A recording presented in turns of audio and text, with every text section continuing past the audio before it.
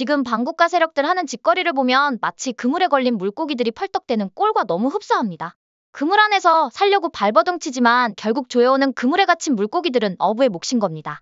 그런데 만약 그물에 갇힌 물고기가 펄떡거리지 않는다면 이건 그물에 걸리기 이전부터 이미 죽은 겁니다. 죽은 고기를 잡은 어부의 표정은 어떨까요? 아마 똥 씹은 표정일 겁니다. 이처럼 그물에 잡힌 물고기들은 펄떡거려야 제맛인 겁니다. 마찬가지입니다. 윤석열 대통령이 스스로를 반국가 세력들의 미끼로 사용해 땅속에 숨어있던 반국가 세력까지 일망타진하려 던진 그물의 이자들은 모조리 걸려들었습니다. 그러니 뒤늦게 지들 운명을 알아차린 반국가 세력들이 죽기 살기로 펄떡거리는 겁니다.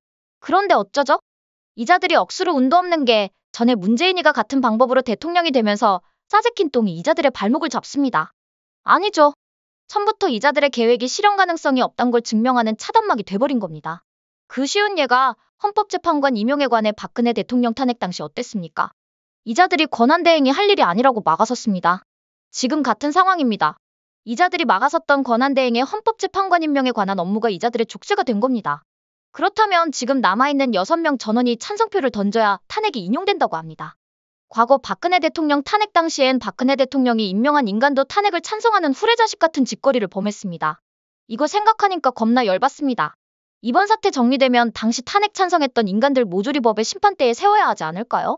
아무튼 흥분을 가라앉히고 다시 본론으로 돌아가겠습니다. 그런데 지금은 상황이 무지하게 다릅니다. 트럼프와 함께 임기를 시작할 FBI 국장은 부정선거 대청소를 하겠다는 자신의 의지를 밝혔습니다. 지난 대선 당시 바이든이 대통령이 되면서 트럼프는 부정선거를 목 놓아 외쳤습니다. 그리고 이를 빡빡 깔았습니다. 아무튼 이것만 봐도 대한민국을 먹으려고 했던 반국가 세력들의 앞날에 낀 먹구름이 보이는 듯합니다. 그리고 보수우파 국민들이 다신 우리가 뽑은 대통령이 저들의 아가리로 들어가는 참담함은 겪지 않겠다고 이 추운 날씨에도 불구하고 무작에 모여서 한마음으로 똘똘 뭉쳤습니다. 국민의 지금 상황은 어떤가요? 반국가 세력들의 일회용 카드 뚜껑 맨 한동훈이가 쫓겨났습니다. 의리맨이라고 불리는 권성동이 원내대표가 됐습니다. 국민의힘의 기회주의자와 간첩스런 인간들 정리하면 얼추 7, 80명은 될 듯합니다. 스파르타의 300이 생각나는 순간입니다. 이제 쪽수랑 개념을 무너뜨렸던 스파르타의 300 정신으로 반국가 세력들과 당당히 맞서야 합니다.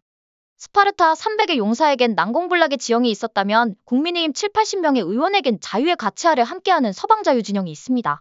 그리고 사태가 정리되면 반국가 세력들과 목숨 걸고 싸운 당신들은 영웅이 되어 있을 겁니다. 김민전 의원 화이팅 하십시오. 아무리 김대중 순상님께서 공직 여기저기에 씨를 뿌린 게 수학의 계절이 돌아왔다고 하더라도 보수우파의 눈에 김대중 순상께서 뿌린 씨앗은 쭉정이일 뿐입니다. 농사할 때 제거해야 할 대상인 겁니다. 그걸 윤석열 대통령이 손을 댔고요. 세상 돌아가는 흐름이 윤석열 대통령 편입니다. 이제 김대중 순상께서 공직요소요소에 심었던 쭉쟁이 제거하고 박정희 대통령께서 그토록 권하셨던 국민이 행복한 나라를 한번 완성해 볼 때가 왔습니다. 2025년 을사년에 떠오르는 태양의 열기로 그동안 이 땅을 좀먹던 반국가 세력들은 이슬이 되지 않을까 하는 기대를 해봅니다. 어떠세요? 시청자 여러분도 저와 생각이 같으신가요? 그럼 좋아요하고 구독 한번 꼭 부탁드릴게요. 시청해주셔서 고맙습니다. 전 리포터 혜리였습니다.